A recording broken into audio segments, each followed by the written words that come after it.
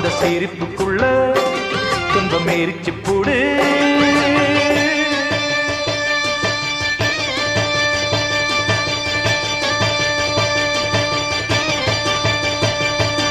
ஆத்தி